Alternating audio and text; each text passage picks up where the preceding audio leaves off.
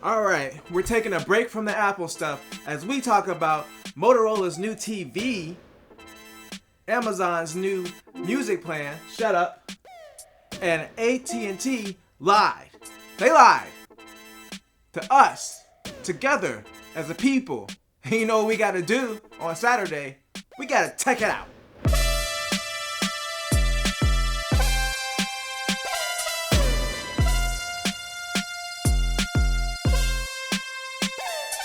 Welcome back to another sensational Saturday as we're here to tech it out, and I'm coming with the tech news. You know how we do it on Saturday. There's a few extra videos this week out of the ordinary, but the Apple stuff came out. But we're not here to talk about Apple right now. We're here to bring the praise and the shine to the other forgotten news of the week. So let's start with Motorola. They announced that they're coming out with their own Android-based TV to compete with the other middle-tier smartphone company, OnePlus. Well, Motorola technically does more than phones, but you know. They're competing for that same ground as OnePlus, and OnePlus announced they're doing the OnePlus TV. Great name. So Motorola announced that, hey, we're going to do our own cheap Android-based TV. Like we do our own cheap Android-based phones, just like you.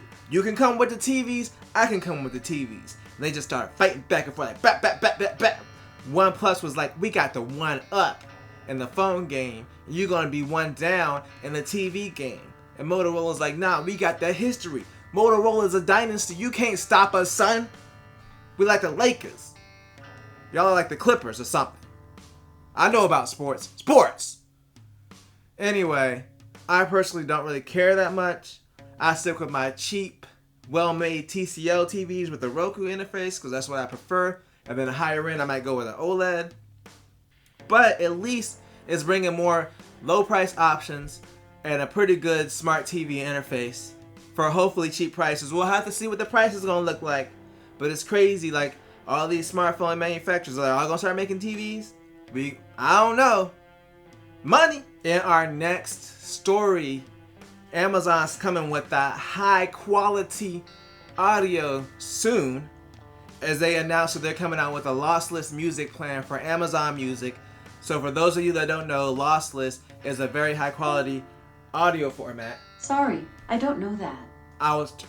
Why can't I get through it without being interrupted by one of the A words gadgets? Because I can't say it right now because that's a trigger word for Alexa. Because it's not Alexa in this room. And I'm sorry if I triggered yours. My bad. I'm triggered. Anyway. So that certain company that makes this thing is also coming out with the lossless audio for Amazon Music. So for Prime members, it's going to be $12.99. $14.99 for everybody else. I think that it's a good option because right now I believe the main source of like high quality audio streaming wise is Tidal, and while Amazon Music's not the greatest, they certainly haven't had as many issues as Tidal's had, and I'd probably be more trustworthy of them than I would be Tidal. And Apple, I feel like they're a little bit behind on that aspect of it. It's not that they're behind, but they're more directly competing with Spotify. So with Spotify and Apple is more so the size of their library versus quality. The quality is good enough, but it would be nice, especially with, you know, Apple selling the Beats products, if they offered like a higher end audio streaming solution to really get the richness, to have that rich, flavorful, chocolatey, lossless audio that we all need and crave in our lives. Just give me a taste of it, Apple. I just need a small taste. And some brief gaming news. Everyone's favorite thing on PC happened, and Rockstar came out with its own games launcher officially. So, yay, another segregated launcher thing that I have to download. I mean, I personally don't care that much because almost every major game publisher has been doing it. And GTA 5 online is really popular, so it makes sense. And possibly with them rolling out Red Dead on PC, which is not official yet, but you know, it's probably going to happen. it makes sense. They could just offer the game directly. And honestly, playing GTA 5 on Steam is kind of annoying because of all the account authentication stuff. It opens up the Rockstar thing in a little window, and then you gotta sign in the first time. And there was just all kinds of restrictions and stuff because you had to be signed to a specific Steam account. So I honestly, for the purposes of playing GTA 5, and with me and Jeff sharing one copy of it, I'd rather just have a Rockstar login and log directly into their client. And that way, we'll just use the same login on 2 different computers, because now we play at the same time, and we only play the story mode. It'll make life a lot easier for us. So I'm fine with this store. Also, I think they gave away GTA San Andreas for free. I'm not sure if that's still going on, but it's worth checking out if you don't have it on PC. Alright, we're going to move over to our good friend Google. So, the rumor is with Google that they're working on a new router, because you know they have the Google Mesh router, and that's basically where you have the 3 access points you can place around your house to have a mesh network. We actually used Google Wi-Fi for almost a year. It's pretty good. You do lose a little bit of speed, and we went up to gigabit. We wanted to get that speed back, so we went with the Wi-Fi 6 router. Nothing personal, it's a good router, but the rumor is the new version of the router they're coming out with, it's gonna have that Google Nest Hub built right in. So basically it's gonna have like Google Assistant built into the hubs. So that way you don't have to get a separate Google Assistant and Google router. It's all built in, baby. I mean, it's not really appealing to me because I don't use the Google Home or Google Assistant.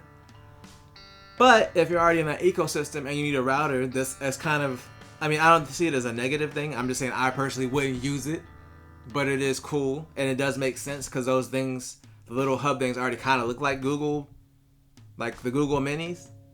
So we'll see how it is. I'm more curious about what the max speed is going to be because, you know, you do lose that speed over the mesh network. And if they pick the speed back up, I'd be okay with getting it because our signal downstairs isn't the strongest signal since we switched off for the Google Wi-Fi. I'll admit it is not the strongest. So I'm still interested in the whole mesh router thing, but we'll have to see. And speaking of Google, they're bringing assistance to everybody. And I mean everybody, including people that don't have internet access. So Google is opening a 24/7 phone line in India to basically answer people's questions for free.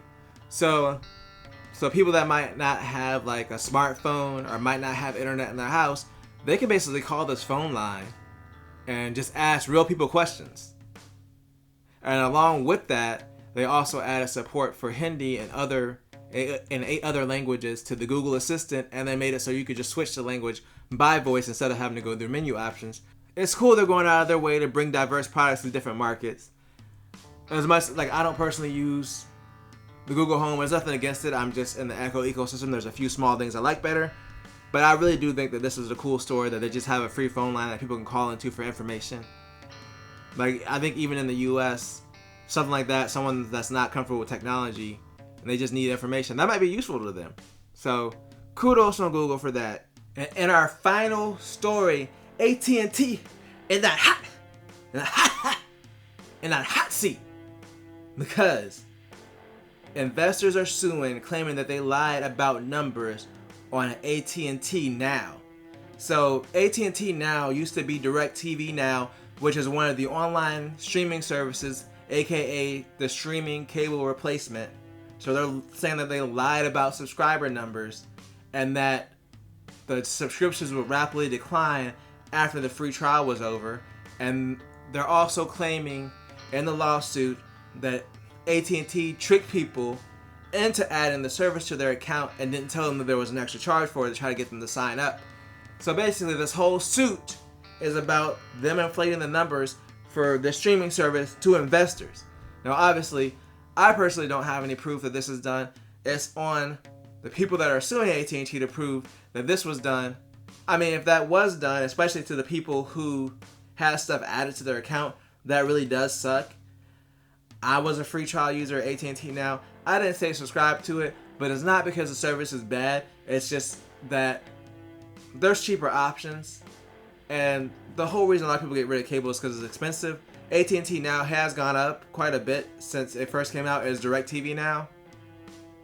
So that's probably a reason a lot of people are dropping. Another thing with all these streaming services is all these companies open their own streaming service, which is great. You know, you pay for what you want, but if you add it all together, then we're getting back to those cable prices again. So I think that's why I think services like Hulu and Netflix and even Amazon service are what most people pay for because it's a lot cheaper than getting a traditional cable subscription. So if this is true, it'll be interesting to see how this plays out. Maybe they might lower their prices a little bit to get some more people in the door. Because I was definitely interested in trying it. I ended up going with Sling because one of the $25 a month package has everything that we watch, which is basically wrestling and House Hunters. Well, not House Hunters, Property Brothers. That's it. As long as I got those 2 shows, that's all I need. And to me, that's worth paying the $25. Speaking of $25, that's going to bring this $25 video to a conclusion. That didn't even make sense. I'm going to roll with it though.